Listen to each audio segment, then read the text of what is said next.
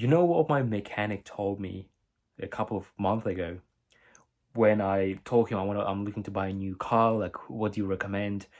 So he told me just buy any good car you want, just make sure you don't buy from Muslims.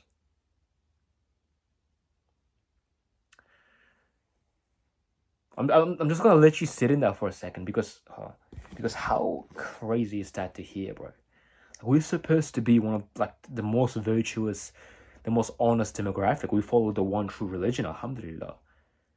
But you can't blame me for it. Like, you can't get mad at me for this. I'm just talking about something I heard. It's not something I said, right?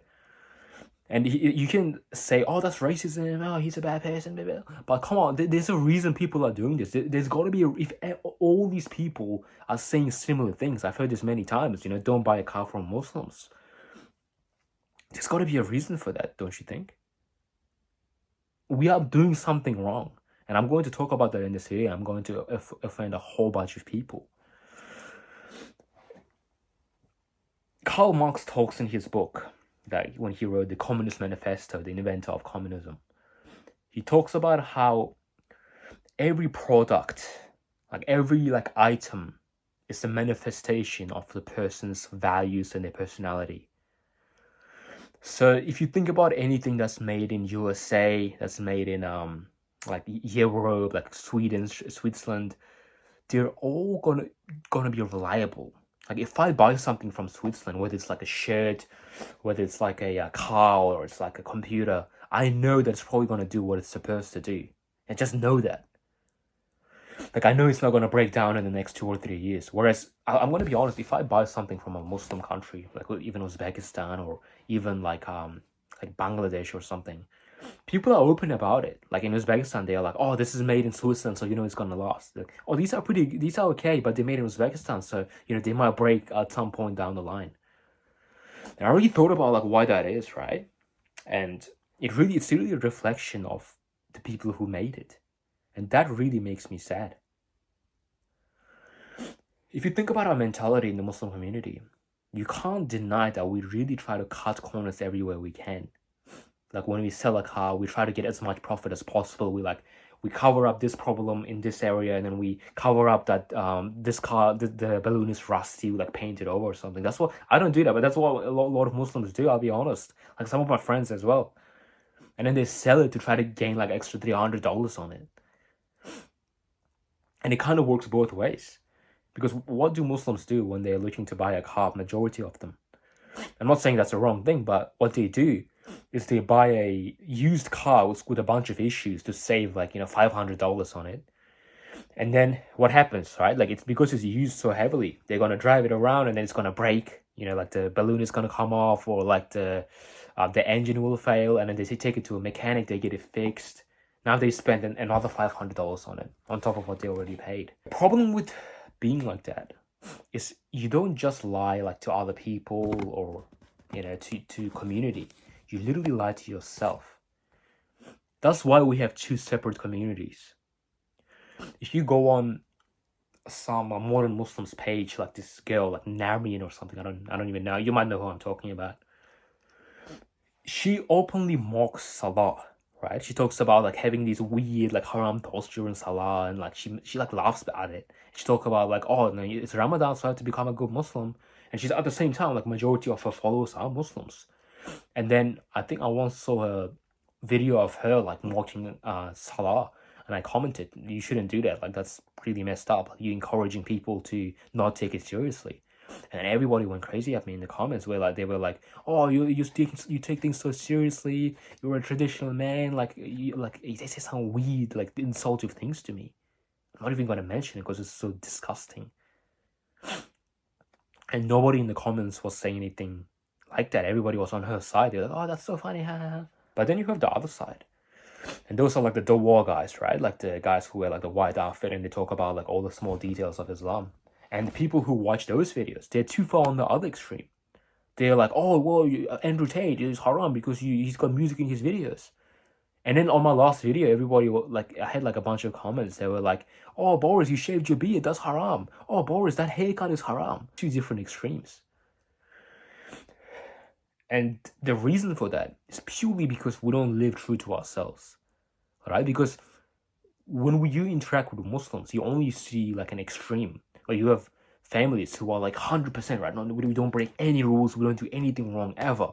Like they're really strictly Islamic, and that's a good thing. But it's only like that on the outside. They want their neighbors to think they are successful. They want their neighbors to think that there are very strong Muslims. But then when you go inside their household, you realize how many rules they actually break. Like they'll be like, oh, sorry, my camera keeps falling. I apologize. They'll be like, oh, we don't care about paying riba. That's actually subjective. Like it may not be haram. They pay riba. They maybe like the wife goes out to hang out with her friends when there's no Muslims around, takes off her hijab, and hanging out with her friends, puts the hijab back on. And they just break these little rules. But then when they're with their Muslim friends, they pretend to be 100% perfect. If you ever interact with someone outside the mosque, like with a Muslim, they pretend to be like most perfect person on the planet, right? They'll be like, oh, bro, like, that's haram. Why are you wearing that shirt?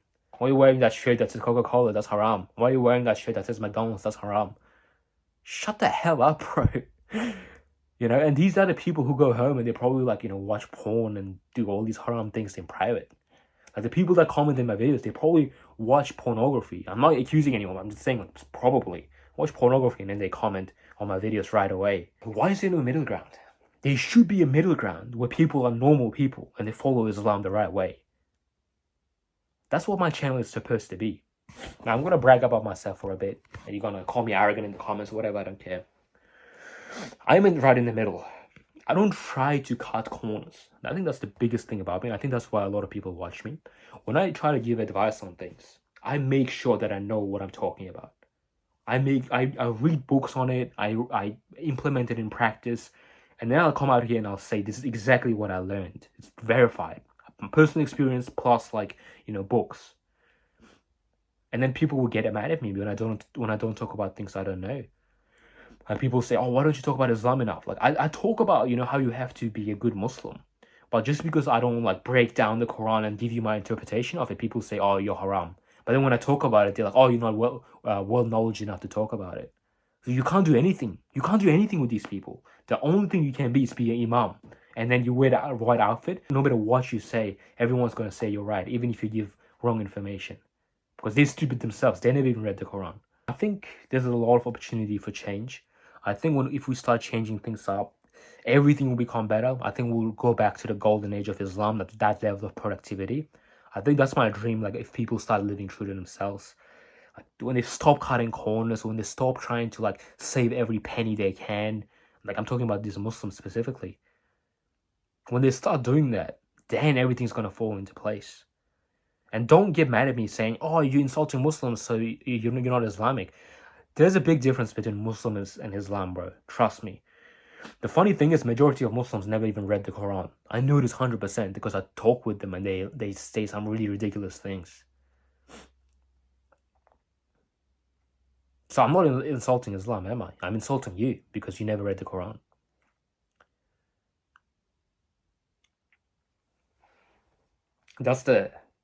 I would say this is probably my biggest message that I try to convey to the Ummah with my whole channel.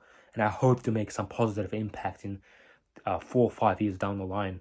Like I think if I become popular enough, if my videos start to blow up, then I think a lot of people, this is going to make some real change in the Muslim community. I truly believe that. Now, just as an action step, if you watch this far, I want you to start learning things that you weren't really taught by your family. Specifically, I'm talking about how you treat people, because that's something we never talk about, right? How do you treat your kids? How do you treat your wife to make them happy, to be alive, to be with you? You make them feel heard. You make them feel understood and accepted for who they are. But majority of us don't know how to do it. That's why it's so hard for you guys to find the wife, because there's no authenticity. And then all the women you'll find are going to be similar to you. If you have like a certain standard for yourself, then the person you're going to marry, they're going to have the exact same standard.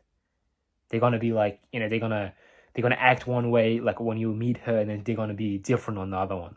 So charisma is something that you have to study that's very, very undervalued. I mean, think about it. Which Muslim father or Muslim man sits around and learns charisma, reads books on it. Nobody. So if you learn a little bit, that's going to put you so much ahead of your competition. I made a course, Halal Riz, the charismatic Muslim course. If you want to learn a bit of charisma, I've linked it down below in the description.